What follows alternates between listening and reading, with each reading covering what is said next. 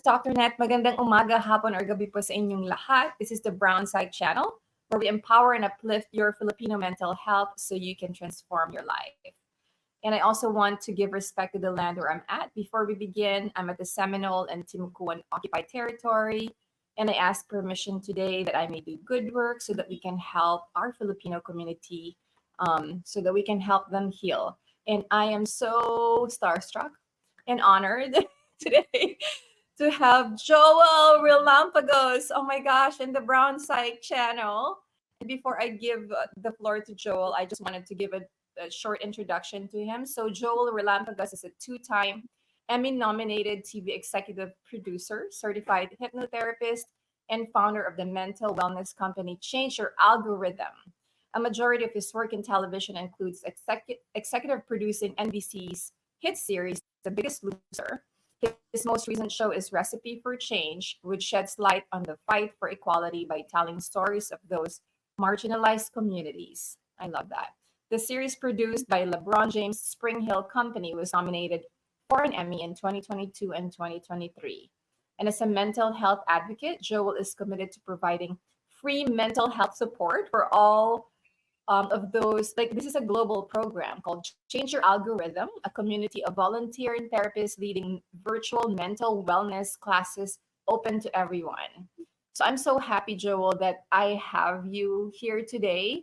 And I am so excited to have you, especially like I'm hoping that our kababayans, ever since I was sharing with you earlier that my Facebook page blew up for the Brown Side, and there's so many people asking me if they can get my services, but a lot of them are in the Philippines and I'm not licensed there too. So this is so timely that you are here today. And welcome to the show, Joel. Thank you so much for having me. This is an absolute honor, and anything mental health, let's do it. So I appreciate you having me. Maraming salamat. Oh my gosh, Joel. I have so many questions for you, but tell us what you're currently busy with. Muna siguro. I don't know if you know like a little bit of Tagalog, but I do, okay, yeah. okay, good, yeah. Uh-huh. Yeah, so currently I'm working for LeBron James's production company, SpringHill. So we're developing some shows there, and we just finished the most recent installment of Recipe for Change about celebrating Black men a few months ago. And that's really the beauty of the show, is that each episode is about specific marginalized communities. In the mental health side, I'm running my mental wellness program, Change Your Algorithm, which is on its third year. And, every week we're providing free mental health support through these virtual classes. And so those are really my two industries, if you will, is media and mental health. Yeah. So Joel, can you tell us a little bit about the Change Your Algorithm? Because when I saw it, I was just like in awe. I didn't, like I think I've heard of it before because I followed you on, on Instagram before we like even get connected. I already kind of know you. I wasn't stalking you or anything like that, but Yeah. your name was like, repeatedly like recommended to me by some of the other guests before. And so that's why I reached out to you. So can you tell us a little bit more? And you said that it opened like 2 or 3 years ago, the Change Your Algorithm? In 2020, yeah.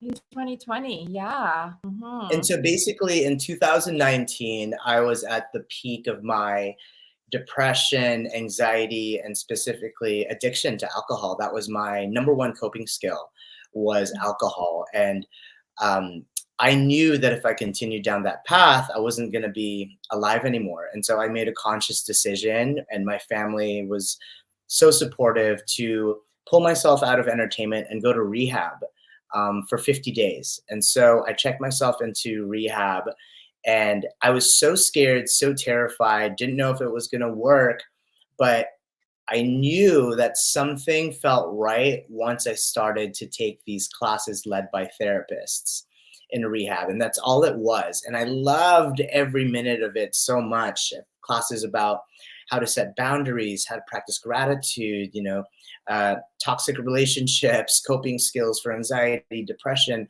And when I left rehab, I was in shock that I didn't learn those things as a kid, as a teenager, in my 20s. And I wanted to make sure that there was a way where people could have access to it 100% for free. And so my idea was to create a community of volunteer therapists that come together and provide their services 100% for free. And then when March of 2020 happened, I was like, this is a sign. And so I launched Changealgorithm in June of 2020. And we have been a train that couldn't stop ever since, you know? And so that's Changealgorithm is a free mental wellness program where volunteer therapists lead classes, and it's all based off of my experience in rehab. Except Changealgorithm is 100% for free. So Yeah. So Joel, what was you said that there was like a turning point, like in your life when you realized that you probably need help. Can you take us back? And I was like reading the article about you in the LA Times, like I mentioned earlier. But can you take us back to the moment when um, you confessed to your dad that you probably need help?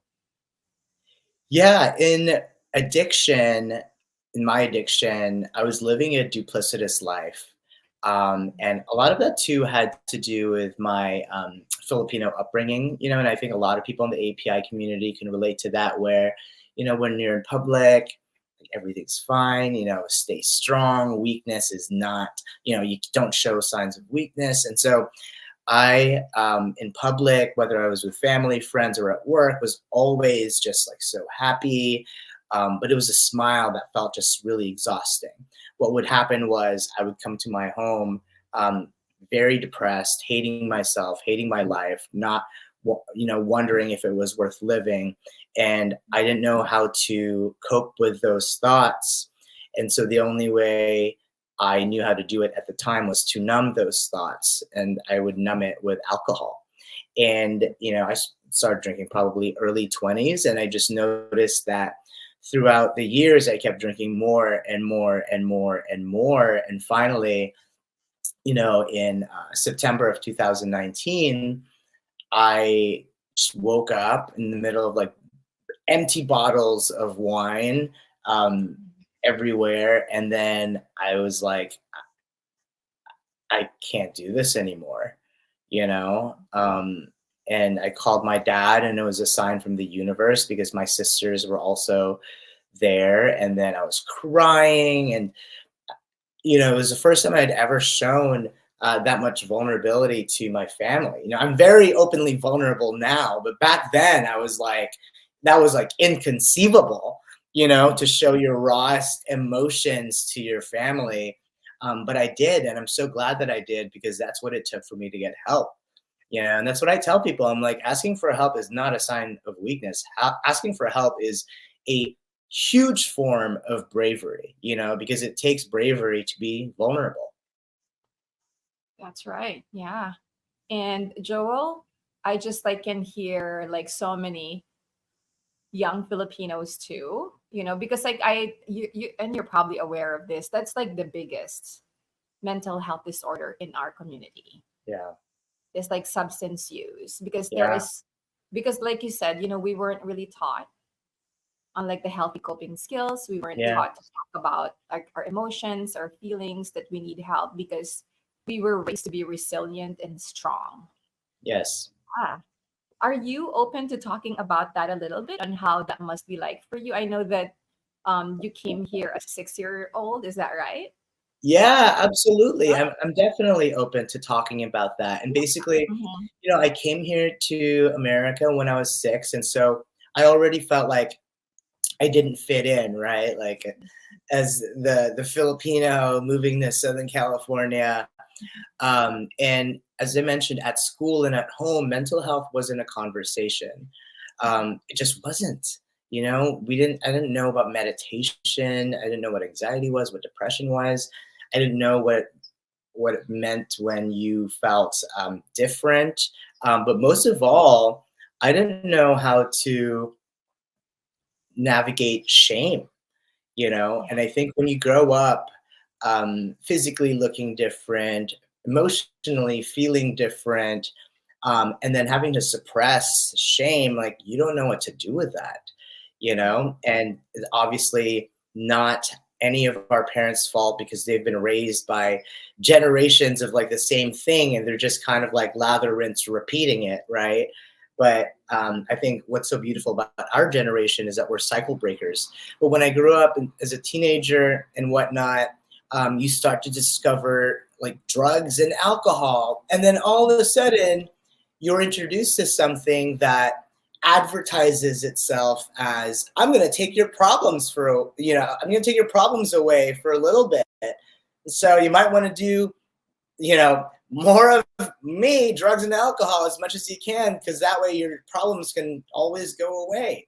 And so I just trained my mind that, if I turn to booze, to drinking, I can just numb the pain and then go to work and just stay really busy and then turn to drinking again. So I'm not surprised that substance abuse is a big issue in marginalized communities, because we do have that sense of feeling different, feeling shame, especially from other people who do not understand. Right. Yeah. And you've probably heard of it too, Joel, during the Duterte. Not that we're turning political here, but like that was like his target, right? Yeah. Not knowing that it's a mental health condition, it's a mental health issue that needs to be addressed, like in the community, and like you said in the article that I was reading, I know that you mentioned that you're privileged because you're able to get like the rehab and all that stuff.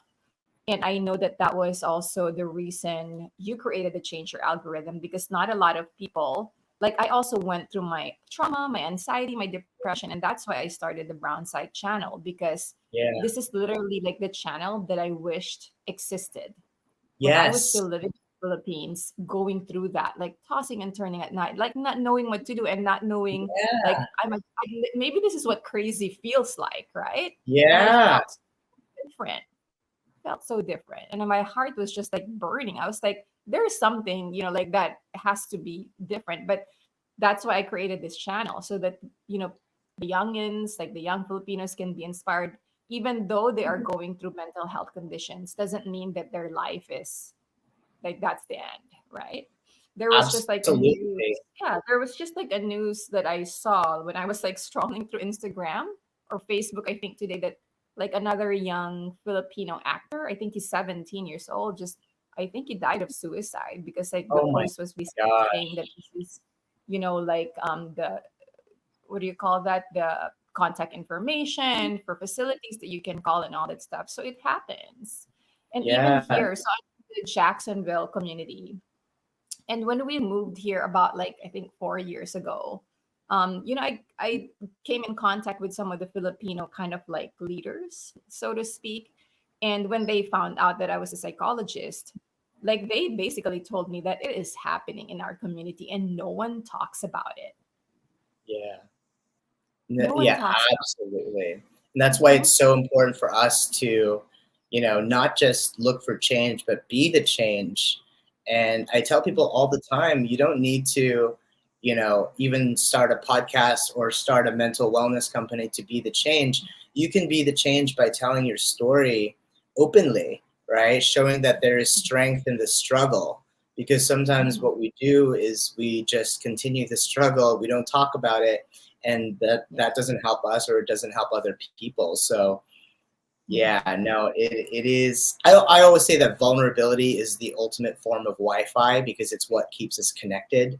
We can go on and on about our accomplishments and the amazing things on our resumes, but it's not gonna, really want anyone to, it's not gonna get that compassion or anything, It's like those deep, dark stories that we've experienced, that when we expose that to people, they go, oh my God, I'm not alone. And that feeling, as I'm sure of I'm not alone, all of a sudden just lifts so much burden, pressure, and shame from you, because what addiction, anxiety, and so was that it makes it like you're the only one in the world that's going through this much of a struggle, and no one's going to want to help you. And it's a lie, right? Like we know now that we get to observe our thoughts, that we're not our thoughts, that we have, cognitive distortions, and it's completely natural to have those cognitive distortions.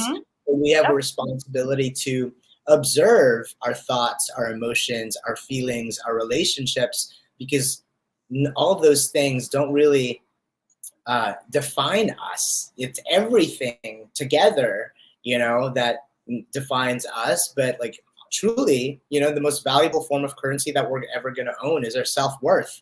And we're the only ones that can create that. Yeah. Joel, there's so much more that's coming up. We're gonna take a quick break after this, and then we're gonna go to part 2. But Joel, hold on to those thoughts because I want to kind of dig deeper to what you just shared about like the thoughts.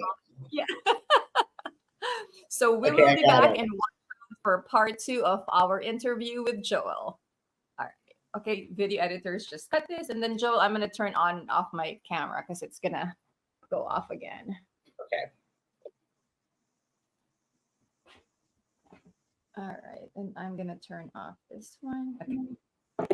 And then I'll start a 19-minute timer again. Sure. Yeah.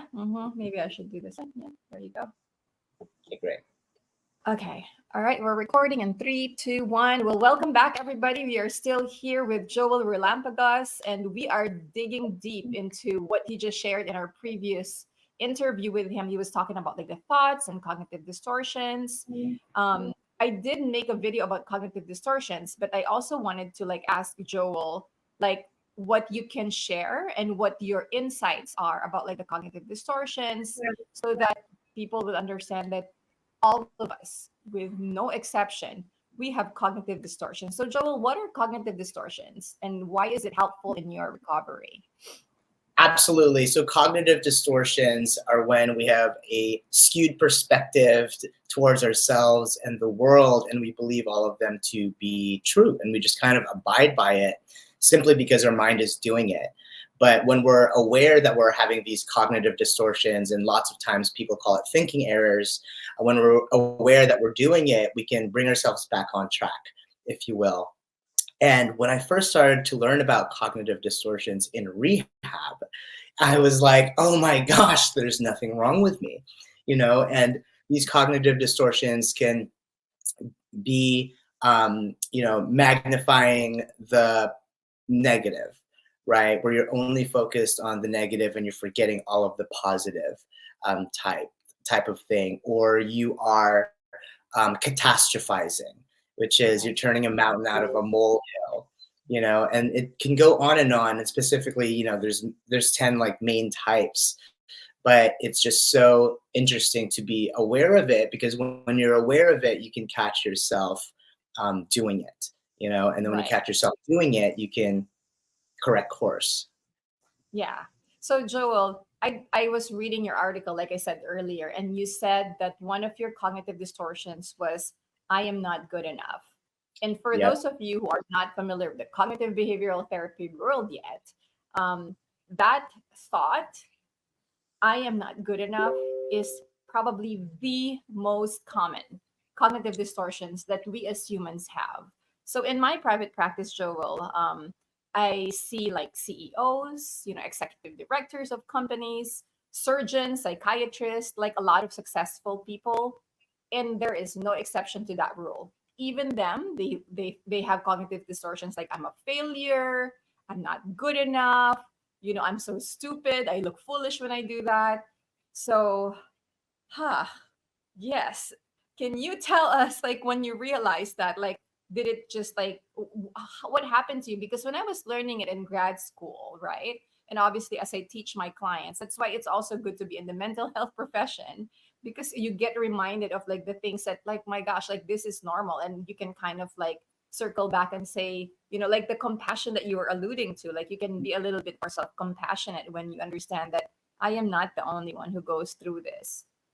Yeah, absolutely. And the cognitive distortion you're speaking about is emotional reasoning, right? Where we're feeling the emotion of I am not good enough, and then that must mean that I am not good enough. And I used to do that all the time, where, I have a terrible life, I feel like a terrible person, therefore I am a terrible person. But it is all about creating that space between your thoughts and being the observer of your thoughts. And so what I like to tell people is that instead of seeing yourself as a part of the waves, because we all have an ocean of thoughts, see yourself as the lighthouse. Because when you're the lighthouse, you're overseeing the entire ocean of thoughts, and you get to see all of those rocky waves, and you have to create space from it. But the issue, of course, is that we do have our traumas, we do have our past relationships, we do have our habitual thoughts that make us really feel like we are a part of that ocean. And that's why the practice of mindfulness and understanding that you're not your thoughts or emotions is so powerful, because what that does is create space. I think that because of our history with traumas and whatnot, that our mind is conditioned, right? Especially our subconscious mind is conditioned to feel a certain way. And the reason why my mental wellness program is called Change Your Algorithm is because in an algorithm, you just kind of abide by it, but you can change the way that you think if you continue to be consistent with that practice, right? Because the subconscious really works through three things, which is emotion, association, and repetition. And I think repetition is a big thing, because sometimes people will try to write something in a journal and then it change or whatnot, or just one therapy session, but the repetition is everything. Yeah. And I love that you said repetition. Like for me, sometimes too, like I go on my automatic pilot, and it is not good when I go on my automatic pilot, especially when I'm anxious, because like I just like binge watch like senseless Netflix, which sometimes it's okay to do it like too much, right? Like it really affects your sleep and all that stuff. But as you were talking, it just reminded me that's the reason why I continue to go to my own therapist. Like I see her now every other week, but because like I need a sounding board, and I also don't want to go on my automatic pilot, like you mentioned. Absolutely. Yeah, and I want people to know too that we're conditioned to have negative thoughts because of our survival skills, right? Our fight, flight, freeze response. It's also just our way of like needing to survive. Like, what if this happens? And I need to be doing this. And so we're flooded, with like 80% of our thoughts are negative, but it doesn't mean that's bad, because we need that for survival. And so I think that readjusting, right, and not going to autopilot is so important. And people need to know that there are skills out there that we can utilize, as you prove and as I prove, for free. Yeah.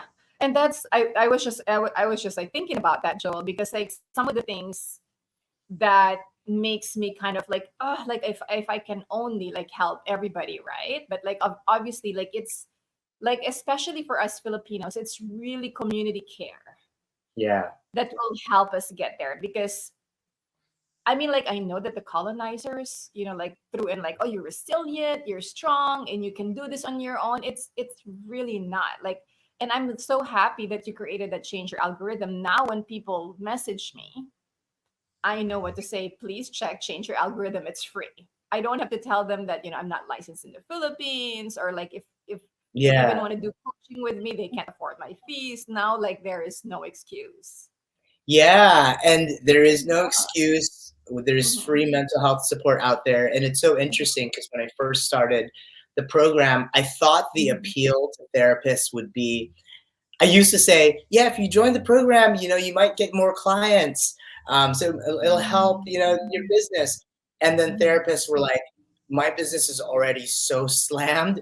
I just need an outlet where I can speak to 30, 40, 50 people in an hour and help as many people as I can.